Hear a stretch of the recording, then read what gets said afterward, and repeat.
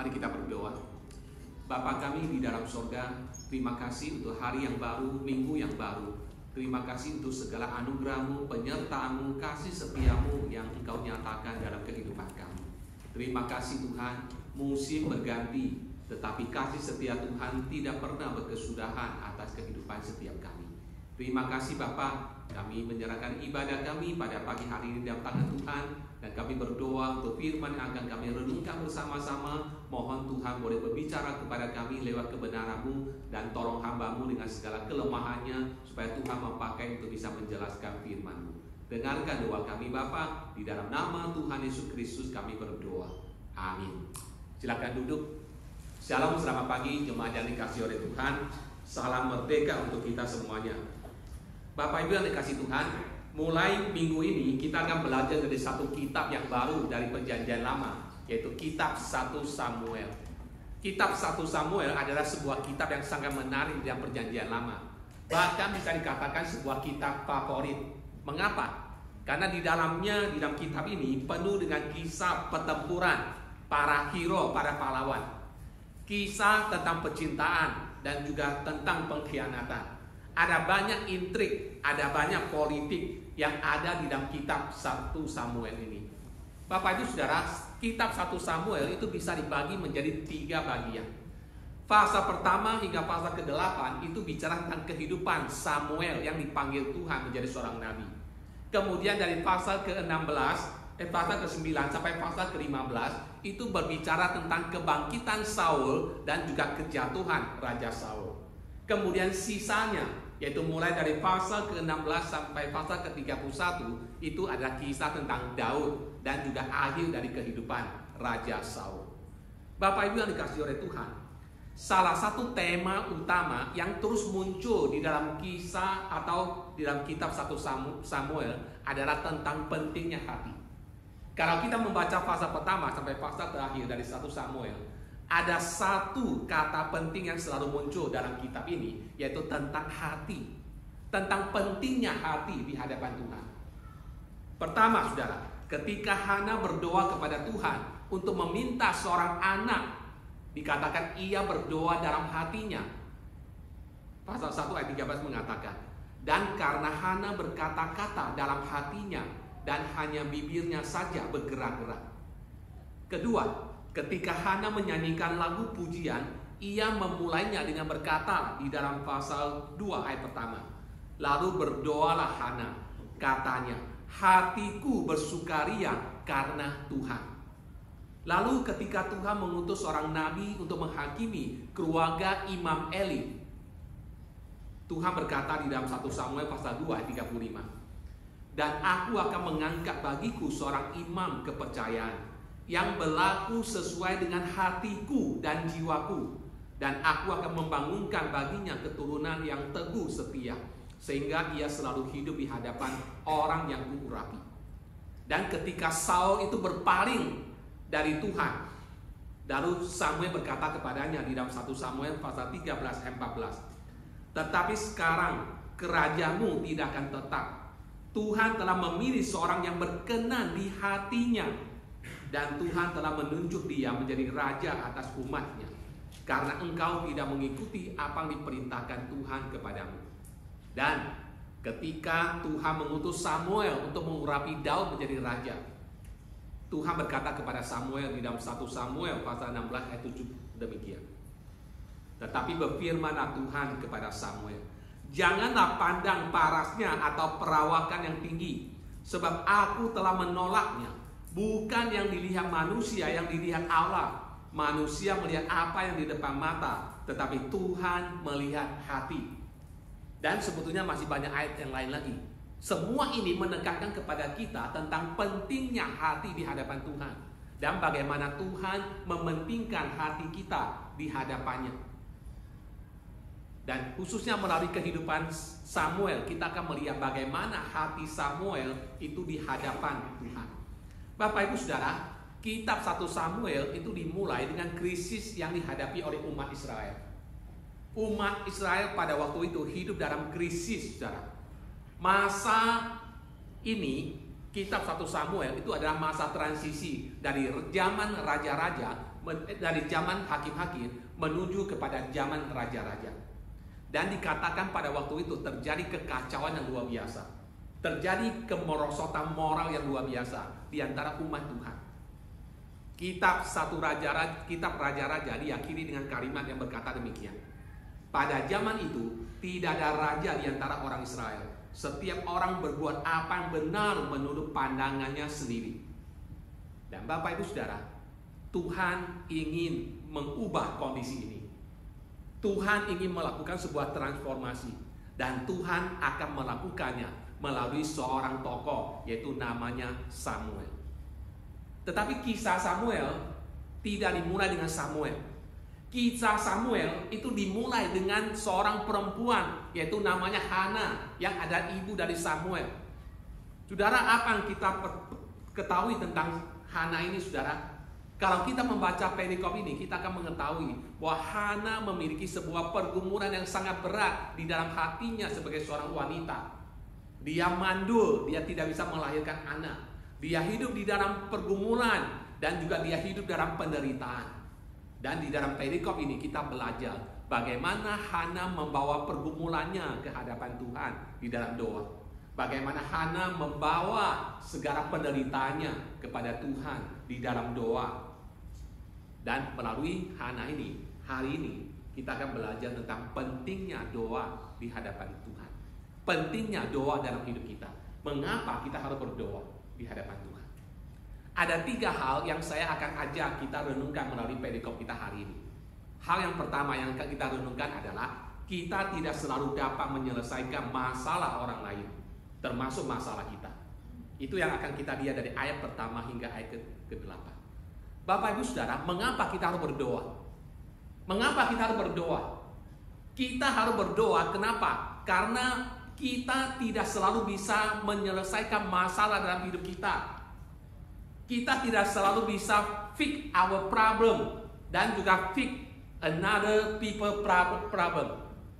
Ada banyak masalah, ada banyak kompleksitas dalam hidup kita, pergumulan dalam hidup kita, di mana kita tidak bisa menyelesaikannya, kita tidak bisa memperbaikinya, kita tidak bisa fix masalahnya, saudara. Baik dalam diri orang lain ataupun dalam diri kita.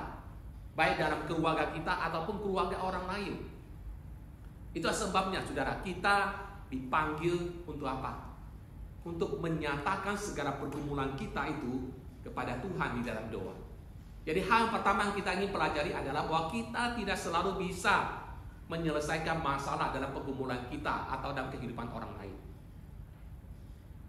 Di dalam ayat pertama hingga ayat ketiga, di sini kita diperkenalkan dengan tokoh-tokoh yang muncul dalam kisah ini. Saya bacakan ayat pertama dan ayat kedua. Ada seorang laki-laki dari Ramataim Jofim, dari pegunungan Efraim, namanya Elkana bin Yeroham bin Elihu bin Tohu bin Sub, seorang Efraim.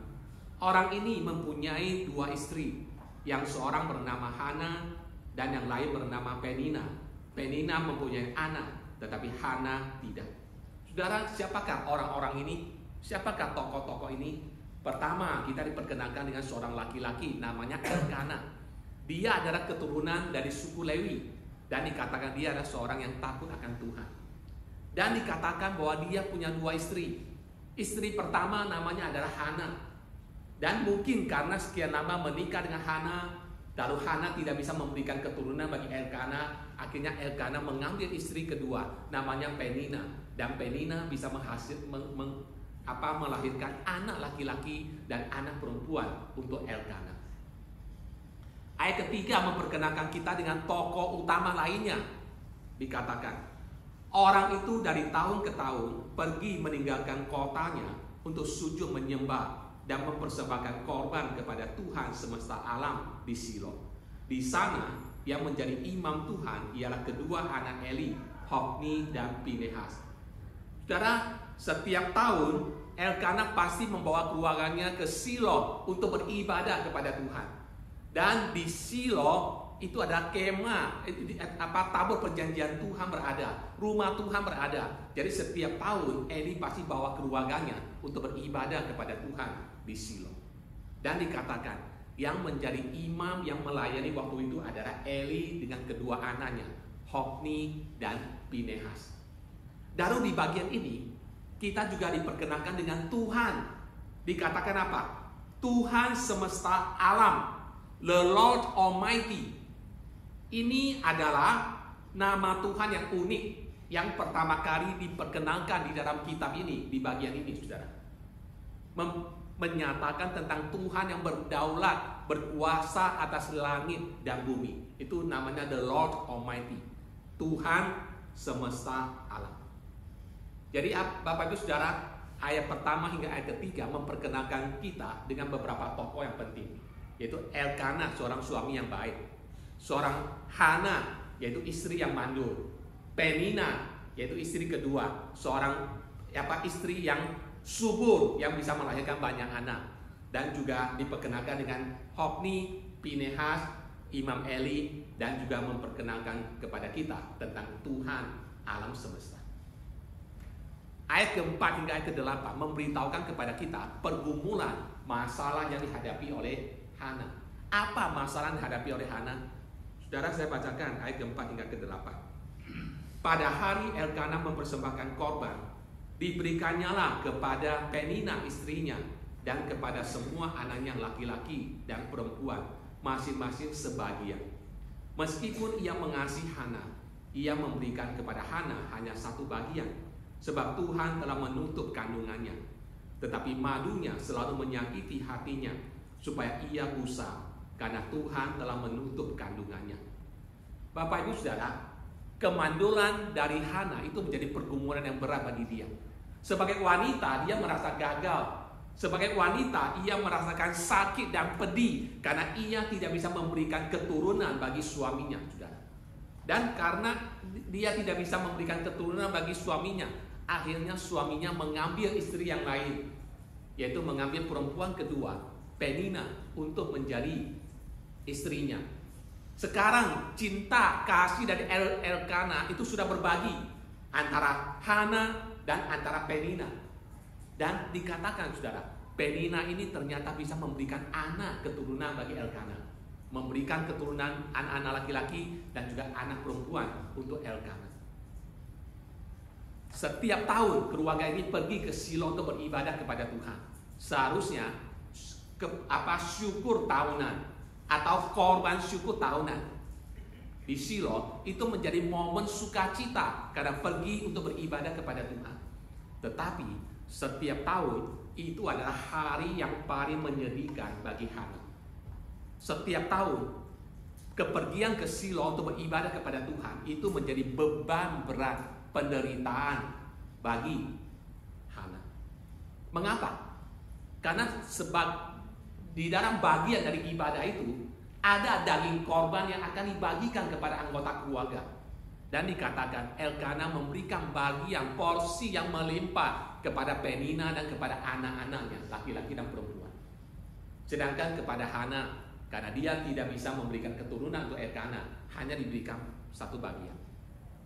Tetapi kalau saya nggak ada waktu untuk menjelaskan, tapi kalau kita membaca ada perdebatan di sini, karena di dalam terjemahan Inggris dikatakan Elkana memberikan double portion untuk Hana. Artinya apa? Artinya karena kebaikan hati dari Elkana, sekalipun istrinya Hana tidak bisa memberikan keturunan, tapi Elkana berusaha untuk memberikan kompensasi bagi kesedihan Hana dengan memberikan double portion, bagian yang berlipat ganda kepada Hana. Tetapi itu tetap tidak bisa menyelesaikan masalah. Dikasih banyak, akhirnya menimbulkan iri hati dari pihak yang lain. Itu tidak menyelesaikan masalah yang dihadapi oleh Hana. Pergumulan Hana bukan hanya di situ, Bapak Ibu Saudara, tapi pergumulan lainnya adalah ternyata madunya atau istri kedua dari Elkana itu bukan wanita yang ramah atau wanita yang baik. Dua kali dalam perikop ini Alkitab memakai kata rival atau saingan, saudara. Berarti apa? Penina itu menganggap Hana itu sebagai saingannya, musuhnya, saudara. Dan berulang kali, khususnya ketika pergi ke Silo, itu kesempatan bagi Penina untuk menyakiti dan memprovokasi Hana. Apa yang terjadi, Bapak Ibu Saudara? Ayat ke-7 hingga ke-8 mengatakan, demikianlah terjadi dari tahun ke tahun. Setiap kali Hana pergi ke rumah Tuhan, Penina menyakiti hati Hana sehingga ia menangis dan tidak mau makan. Lalu Elkana suaminya berkata kepadanya, Hana, mengapa engkau menangis dan mengapa engkau tidak mau makan? Mengapa hatimu sedih? Bukankah aku lebih berharga bagimu daripada 10 anak laki-laki? Bapak Ibu Saudara, Penina terus-menerus menyakiti, memprovokasi Hana. Mungkin mengatakan bahwa dia mandul, sebagai wanita dia telah gagal, tidak berguna, tidak bisa memberikan keturunan untuk suaminya, untuk apa dia hidup dan sebagainya. Terus-menerus menyakiti hatinya. Dan Elkana tahu, saudara, Elkana tahu bahwa Hana itu upset, sedih, tidak mau makan dan sebagainya. Berusaha untuk menghiburnya, saudara, tapi sia-sia. Kata-kata Elkana itu tidak bisa menolong Hana yang sedang dalam penderitaan, dalam kondisi sakit hati. Bapak Ibu Saudara, dalam hidup ini kita tidak selalu bisa fix people ada problem, saudara. Dalam hidup ini kita tidak selalu bisa menyelesaikan masalah orang lain. Sekalipun kita punya niat baik, ketulusan untuk membantu orang lain menyelesaikan masalahnya, tapi tidak selalu kita bisa berhasil melakukannya. Elkana berusaha menjadi suami yang baik, menolong istrinya yang sedang sedih, yang sedang upset, yang sedang sakit hati. Tetapi kata-katanya itu menjadi useless, tidak ada gunanya. Dalam hidup ini, saudara, kita tidak selalu bisa menyelesaikan masalah orang lain. Sekalipun kita punya niat baik. Setiap orang punya pergumulannya, dan setiap orang harus belajar bagaimana menyelesaikan masalahnya dan menemukan jawabannya atau penghiburan di dalam Tuhan. Bukan hanya kita tidak bisa menyelesaikan masalah orang lain, tapi terkadang kita pun tidak sanggup menyelesaikan fix our problem. Ada banyak masalah di dalam kehidupan kita di mana kita sendiri pun tidak bisa menyelesaikannya. Itu sebabnya kita membutuhkan penghiburan, pertolongan di dalam Tuhan. Bapak Ibu Saudara, Alkitab dengan sangat jelas menyatakan di sini bahwa Allah sedang bekerja dalam kehidupan Hana, sekalipun Hana tidak tahu. Kalau Bapak Ibu baca dengan teliti perikop ini, ada 2 kali muncul bahwa Tuhan yang menutup kandungan Hana. Tuhan yang menutup kandungan Hana. Tuhan punya rencana atas kehidupan Hana, sekalipun Hana tidak tahu, saudara. Bapak Ibu Saudara, di saat yang paling desperate, di saat yang paling menyakitkan dalam hidup kita, kita harus belajar satu hal, bahwa Tuhan tetap memegang pimpinan. Dan kita harus menemukan penghiburan di dalam hidup ini hanya di dalam Tuhan saja, di dalam doa kita kepadanya. Karena di situ ada letak penghiburan, sumber kekuatan untuk kita. Oleh karena itu kita masuk ke poin kedua. Kita harus belajar menemukan penghiburan di dalam doa kita kepada Tuhan. Itu yang kita pelajari dari ayat ke-9 hingga ayat ke-16. Ayat ke-9 hingga ayat ke-16 bicara tentang doa Hana di hadapan Tuhan. Dan melalui perikop ini, Hana mengajar kepada kita beberapa prinsip penting tentang doa. Pertama, saudara, Hana mengajar kepada kita tentang doa yang jujur. Ayat ke-9 dan 10. Pada suatu kali, setelah mereka habis makan dan minum di Shilo, berdirilah Hana, sedang Imam Eli duduk di kursi dekat tiang pintu bait suci Tuhan. Dan dengan hati pedih, ia berdoa kepada Tuhan sambil menangis terseduh-seduh. Bapak Ibu Saudara, upacara sudah selesai.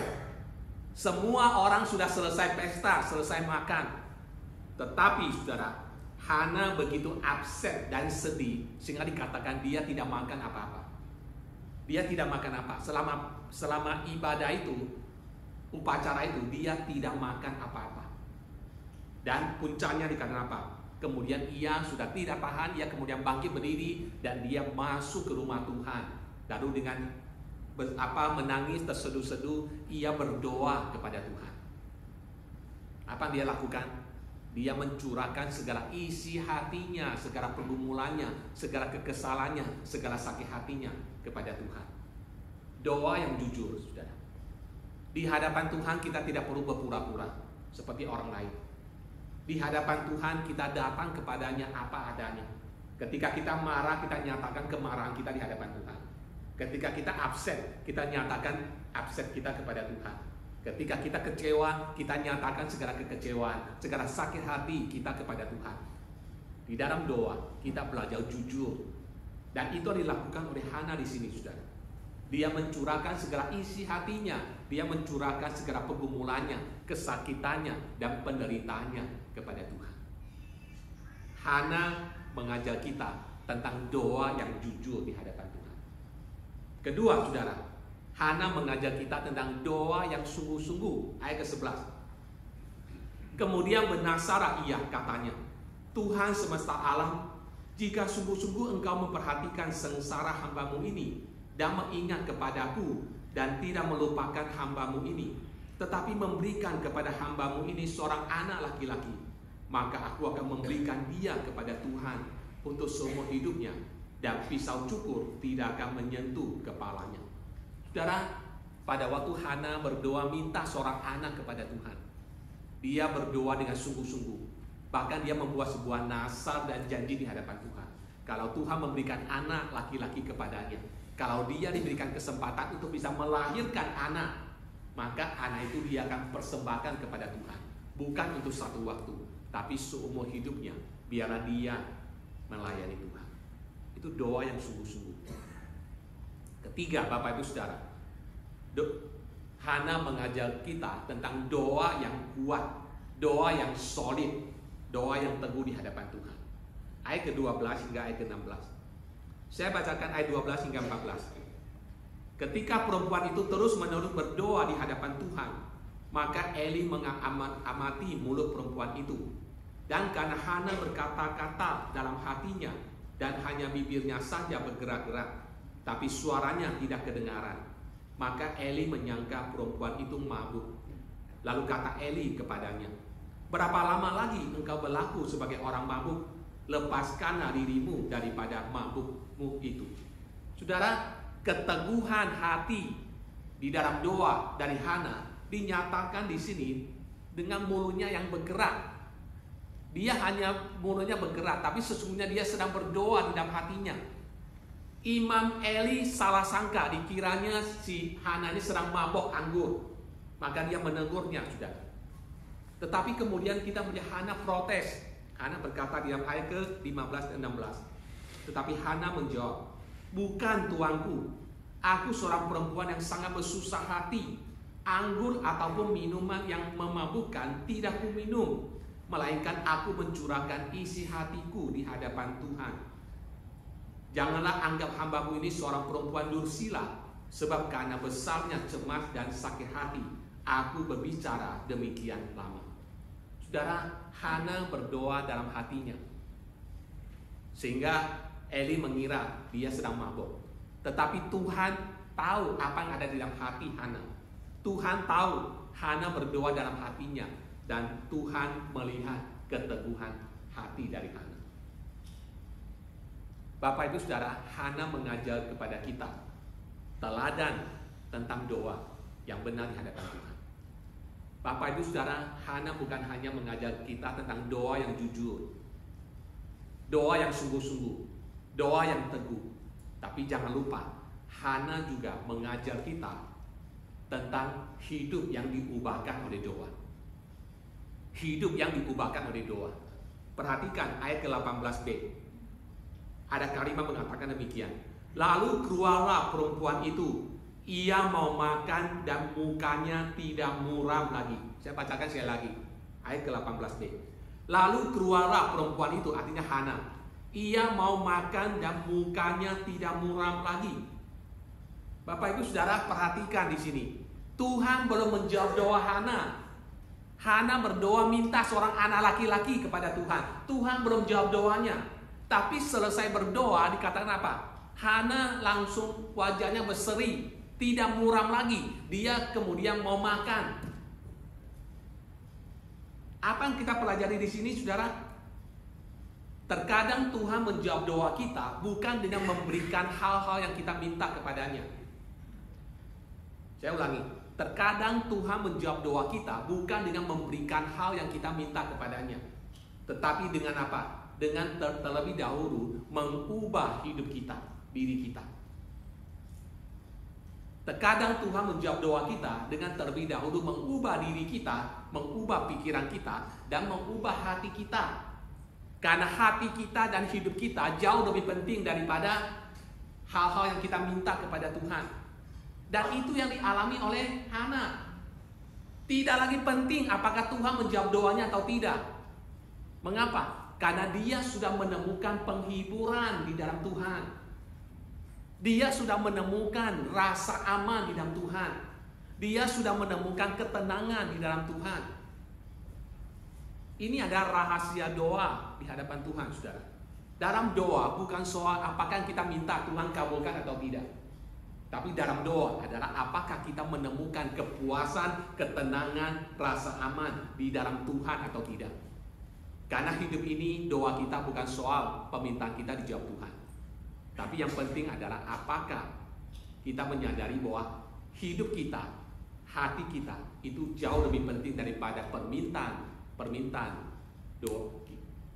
doa kita di hadapan Tuhan. Dan itu yang dialami oleh Hana di sini. Tuhan belum kabulkan doanya. Dan dia juga tidak tahu apakah Tuhan akan mengabulkan doanya atau tidak.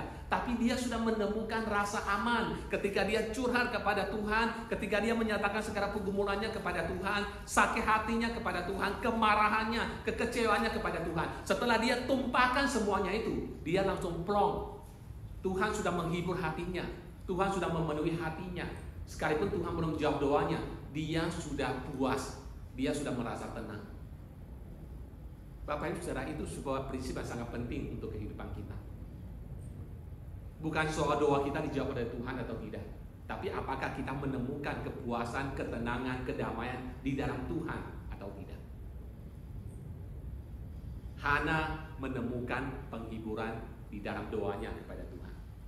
Sekarang kita lihat poin yang terakhir. Rencana Tuhan jauh lebih besar dari kita. Ayat 19 hingga 20. Ayat terakhir yang kita pelajari dari perikop ini adalah pada akhirnya Tuhan menjawab doa Hana. Ayat 19 dan 20. Keesokan harinya bangunlah mereka itu pagi-pagi, lalu sujud menyembah di hadapan Tuhan.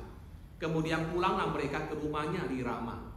Ketika Elkana bersetubuh dengan Hana istrinya, Tuhan ingat kepadanya. Maka setahun kemudian mengandunglah Hana dan melahirkan seorang anak laki-laki. Ia menamai anak itu Samuel, sebab katanya, aku telah memintanya daripada Tuhan. Bapak Ibu Saudara, Tuhan menjawab doa Hana.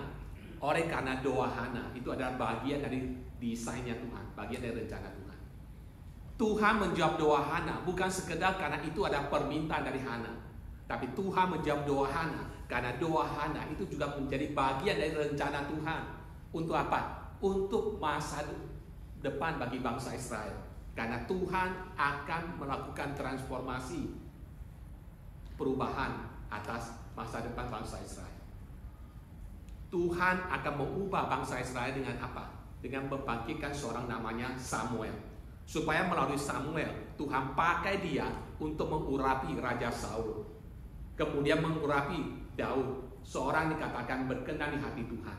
Supaya pada akhirnya melalui keturunan Daud, Tuhan mendatangkan Mesias, Yesus Kristus, yang akan menyelamatkan umatnya dari dosa-dosa mereka. Pada waktu Tuhan menjawab doa Hana, di saat yang sama, Tuhan sedang menggenapi rencananya untuk umatnya. Bapak Ibu Saudara, mengapa kita berdoa? Mengapa kita berdoa? Ada banyak masalah dalam kehidupan kita dan kehidupan orang lain yang tidak bisa kita selesaikan, yang kita tidak bisa fix. Ada banyak masalah pergumulan dalam hidup kita yang tidak bisa kita selesaikan. Itu sebabnya kita butuh belas kasihan pertolongan Tuhan. Ada banyak masalah di sekitar kita, orang lain yang kita juga tidak bisa bantu menyelesaikan. Kita hanya bisa bantu mereka dalam doa. Karena hanya Tuhan yang bisa menyelesaikan segala pergumulan dalam kehidupan kita. Apapun pergumulan, apapun kesulitan yang kita hadapi dalam hidup ini, mari kita belajar dari teladan Hana. Nyatakan segala pergumulan kita, nyatakan segala penderitaan kita, nyatakan segala kesakitan kita, segala beban, segala persoalan kita ke dalam tangan Tuhan. Mari kita menemukan ketenangan di dalam doa kita kepada Tuhan. Mari kita menemukan kedamaian di dalam doa kita kepada Tuhan. Dan biarkan Tuhan bekerja sesuai dengan waktunya. Biarkan Tuhan menggenapi apapun agendanya, jawabannya untuk setiap doa-doa yang kita panjatkan kepadanya. Kiranya firman ini menjadi berkat untuk kita semua. Mari kita berdoa. Bapa di dalam sorga, terima kasih Tuhan untuk perikop firman Tuhan yang boleh kami pelajari pada pagi hari ini. Kami belajar tentang Hana di tengah-tengah segala pergumulannya, di tengah-tengah segala penderitaan dan sakit hatinya. Bagaimana Hana datang kepada Tuhan di dalam doa dan dia menemukan penghiburan dari Tuhan di dalam doa kepada Tuhan. Kami belajar Tuhan bagaimana Hana bukan merasa puas atau damai ketika Tuhan menjawab doanya. Jauh sebelum Tuhan menjawab doanya, memberikan seorang anak laki-laki kepadanya, Hana sudah menemukan ketenangan. Hana sudah menemukan kepuasan. Hana sudah mendapatkan penghiburan di dalam Engkau. Kiranya itu menjadi prinsip bagi kami Tuhan.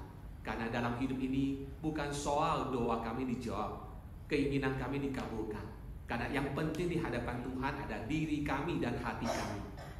Ketika hati kami dan hidup kami menemukan kepuasan di dalam Tuhan, maka persoalannya bukan soal apakah doa kami dijawab atau tidak.